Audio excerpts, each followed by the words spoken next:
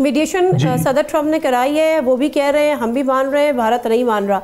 जब मीडिएशन से पहले जब ये आगाज़ हुआ इस क्राइसिस का या इस वॉर का या इस एग्रेशन का बिटवीन इंडिया एंड पाकिस्तान, तो सदर ट्रम्प का एक स्टेटमेंट आया कि we are nothing to do with, ये लड़ते रहते हैं, होने दो। जब देखा कि भारत को मुंह की खानी पड़ रही है तो फिर उन्होंने बेशक मीडिएशन कराई, लेकिन क्या अगर पाकिस्तान की पोजीशन वो नहीं होती जो हुई तो क्या उससे भी मीडिएशन कराते? प्लस उनका ये एक एक्ट जो कि उन्होंने मीडिएशन कराई, क्या वो डिज़र्व कर रहे हैं कि जी उनको नोबेल पीस प्राइज़ दे दिया जाए? ऑल्दो कि जो इसराइल के साथ और जो पैलेस्टाइन में उनका रोल है, क्या वो हमें मद्देनज़र नहीं रखना होगा? प्लस ईरान को लेके जो उन्होंने ट्वीट्स की वो भी डिप्लोमेटिक नॉर्म में उसको भी कोई ख़ास सराहा नहीं जा रहा था शुरू में। जी। अच्छा, आपका पहला सवाल है कि अगर पाकिस्तान की ये कारकर्दगी हमने नहीं देखी होती पाक भारत जंग में तो क्या ट्रंप इसमें कूदता? शायद नहीं।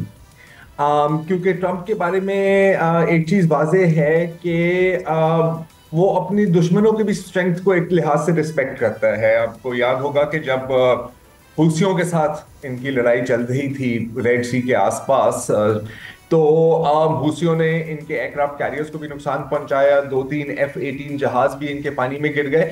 और जब वहां पर थोड़ा सा जंग बंदी की बात की ट्रंप ने, तो उसने कहा कि यार they really tough guys, so Trump likes tough guys, Trump likes winners.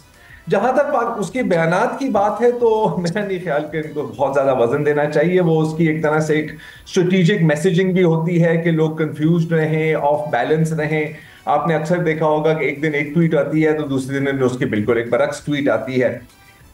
ये बात है। दूसरी बात के जैसे कि पाकिस्तान और चीन के ताल्लुकात के बारे में अक्सर कहा जाता है, हमने 1000 बार ये जुमला सुना है, deeper than the oceans and higher than the Himalayas.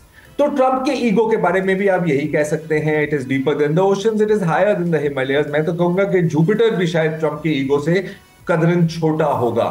तो ये जो गेम खेली है पाकिस्तान की हुकूमत में, आई मीन एक तरह से मैं सैल्यूट देता हूं कि आपने ट्रंप के ईगो को डायरेक्टली अपीज किया है। अभी मैं ट्रंप की एक पुरानी ट्वीट पढ़ रहा था कि यार देखें, मैंने ये काम किया है, मैंने वो काम किया है, किसी ने मेरे बारे में एक तारीफ का आर्टिकल ही नहीं लिखा, मुझे तो नोबेल पीस प्राइज भी मिलनी चाहिए, लेकिन कौन देगा मुझे?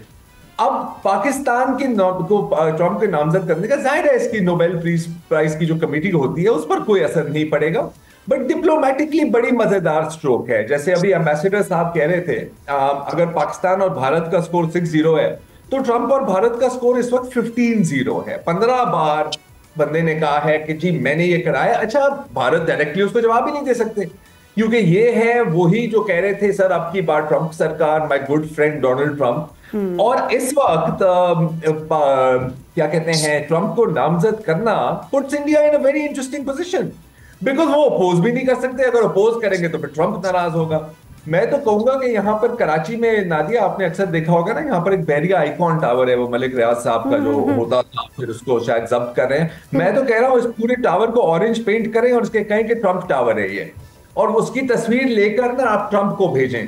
क्योंकि देखिए अक्सर लोग कहेंगे और यकीनन लोग ये कह रहे हैं कि यार ये ट्रेडिशनल डिप्लोमेसी नहीं है, लेकिन ये ट्रेडिशनल अमेरिकन सदर भी नहीं है और ये अब एक ट्रेडिशनल दुनिया ही नहीं रही।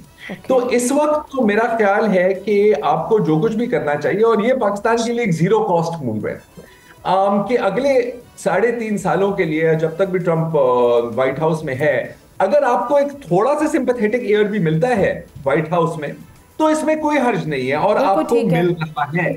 अब आप एक सेकंड के लिए सोचें कि जब भारत ने एक अनप्रोवोक्ड अटैक किया पाकिस्तान पर, ऑपरेशन सिंदूर लॉन्च किया, अगर उस वक्त व्हाइट हाउस से ये मैसेज आता कि वी स्टैंड विद इंडिया और आपके पास 48 घंटे हैं, जो भी इंडिया कह रहा है आप उनकी डिमांड्स पूरे करें, पाकिस्तान किस पोजीशन में होता?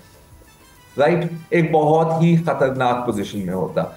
जहां तक कि क्या ट्रंप वाकई ही अमन पसंद है, he is a peace maker? Of course not.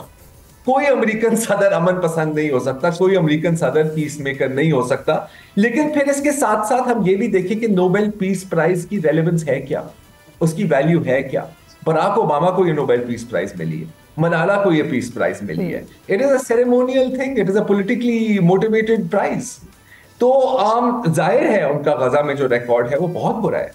जाहिर है कि वो जो धमकियां दे रहे हैं ईरान को, जो मुकम्मल सपोर्ट इजराइल को हासिल है, ये कोई अमन पसंदी नहीं है, but it also doesn't matter in this context, क्योंकि ये जो काम किया जा रहा है ये पाकिस्तान एक डिप्लोमेटिक कार्ड प्ले कर रहा है। और मेरा ख्याल है कि एक लिहाज से आप कह सकते हैं कि थोड़े बहुत एम्बैरेसिंग भी है, लेकिन एक और लिहाज से काफी सियाड़ा मूव है मेरी नजर में नादिया। ठीक है, आप ये कह रहे हैं कि स्मार्ट कार्ड प्ले कर रहा है to probably to please Trump और इंडिया को भी 100% टू प्लीज ट्रम्प, और कोई इसका मकसद है।